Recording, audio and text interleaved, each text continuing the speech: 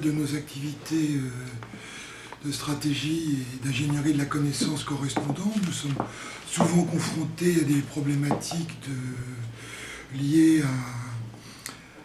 à l'éclairage de l'avenir et aux aspects surtout produits, process clients qui vont permettre d'expliquer un peu l'avenir et les différents modes de location de ressources qui auront lieu dans cet avenir.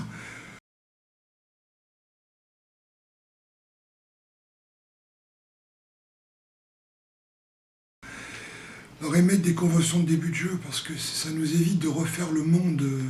avant d'aborder et de commencer à aborder un sujet avec d'autres, d'une part, et ça nous évite d'intervenir uniquement sous l'angle maïeutique de connaissances, la maïeutique ne faisant que renvoyer des images de ceux qui sont sollicités. Alors, comment et pourquoi donc faire des conventions et des hypothèses de début de jeu? Eh bien, pour reprendre un peu la phrase de Sénèque, il n'est pas de vent favorable pour celui qui ne sait où il va. Donc il faut avoir au moins une idée d'un but et d'un objectif formulé en termes de politique générale, c'est-à-dire d'un grand dessein ou d'une idée générale à pouvoir atteindre, de telle façon qu'on puisse saisir les vents favorables, barrer correctement et manager correctement les organisations pour toujours avoir la perspective d'un cap à atteindre qui demande d'allouer de multiples ressources, on en distingue en général 5, des ressources financières, des ressources technologiques, des ressources opérationnelles, des ressources humaines et des ressources commerciales ou quasi commerciales. Eh bien, on ne peut gérer vis-à-vis de l'avenir ces ressources que si on fixe les éléments de but à atteindre, seraient-ils très, très généraux. On est obligé de procéder en émettant ces conventions de début de jeu, puis en les validant progressivement au cours du temps, la connaissance de validation étant elle-même de la connaissance prospective. On appelle ça de la connaissance de type delta, faisant référence bien sûr à Fred McCloud, à ses connaissances alpha et bêta. Nous, on y rajoute un type de connaissance qu'on appelle delta, la connaissance qui se crée dans l'action et l'action qui se crée vis-à-vis d'un dessin qu'on a identifié dans le futur et qui nous permet donc de se tendre vers ce dessin en engageant des actions vis-à-vis de ce futur esquissé et intuité, en mobilisant et en projetant dans l'avenir les bonnes ressources au bon moment.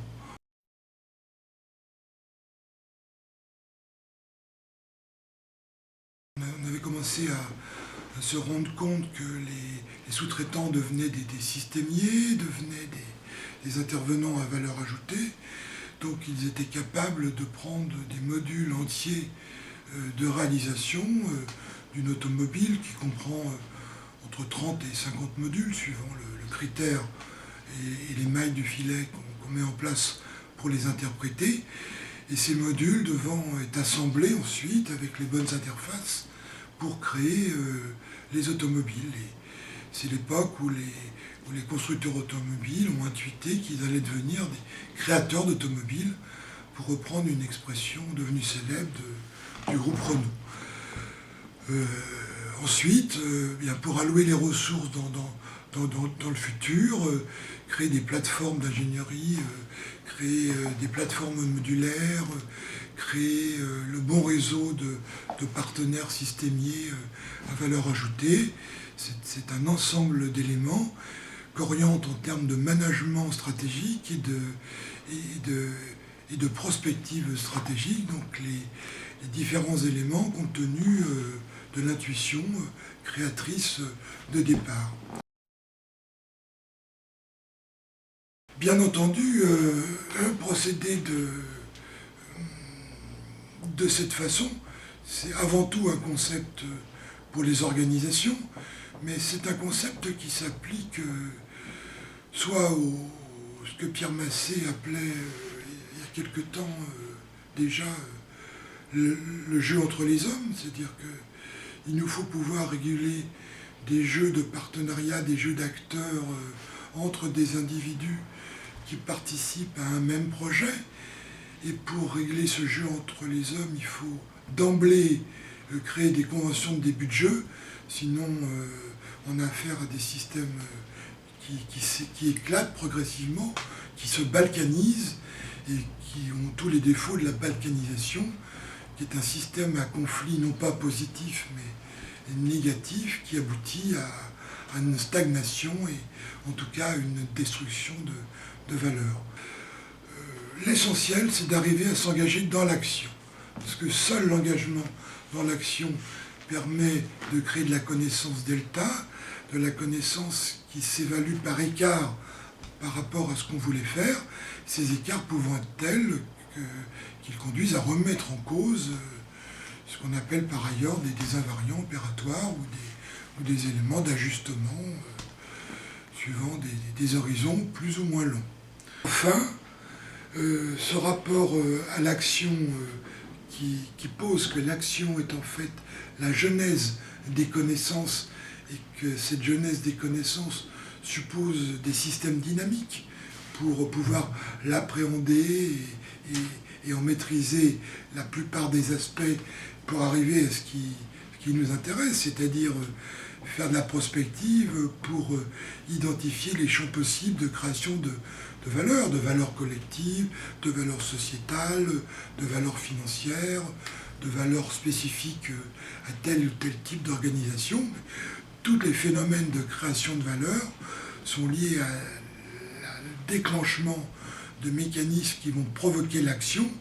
et provoquer l'action, c'est une des façons de mettre en place des champs de connaissances nouveaux qui ne se révèlent que par la médiation de cette action. Je pense que la vérité, c'est un peu de tout, quoi. Il faut des gens imprégnés des systèmes, qui puis accumuler des connaissances. Alors c'est vrai que les ordinateurs arrivent à ce résultat-là, on peut les imprégner de champs de connaissances et procéder à des inférences, mettre en place des réseaux de neurones, avoir des systèmes très itératifs avec des bases de règles extrêmement combinatoires. C'est un champ important, couvre une autre catégorie de problèmes importantes vis-à-vis dans ces interrogations sur il est vital de mettre en place des conventions de début de jeu pour créer de la valeur vis-à-vis de l'avenir. C'est le problème de l'accumulation de données quantitatives qui crée à un moment des niveaux qualitatifs différents. C'est vrai que quand une personne est imprégnée de données quantitatives, de connaissances, ça pourrait être une métaphore d'encyclopédia universalis. Ce n'en est en général pas, parce qu'il y a les fameuses afférences qui vont faire intervenir des croisements de connaissances les unes avec les autres et qui vont procéder à l'émission de ces conventions de début de jeu. Parce qu'encore une fois, à partir d'un certain niveau d'accumulation quantitative, ce n'est plus du quantitatif, mais on passe à un niveau qualitatif différent. L'enjeu, c'est le pilotage des organisations et des groupes humains. Parce qu'à partir de ce moment-là, on a de fortes chances d'être piloté par autre chose que des individus, puisque ces conventions de début de jeu seront fixées. Nous pensons vraiment que la capacité à établir des conventions de début de jeu, c'est une capacité absolument vitale pour créer de la valeur au sens large, et au sens étroit d'ailleurs. Et pour créer de la valeur, il faut protéger les individus qui sont capables et en surveiller l'éclosion des compétences, qui sont capables d'émettre ces conventions de début de jeu, parce que c'est par ce biais-là qu'on peut arriver à faire tous les grands progrès qu'on a pu établir dans le jeu contre la nature. Toutes les grandes découvertes sont toujours explicables de cette façon-là, par des intuitions créatrices.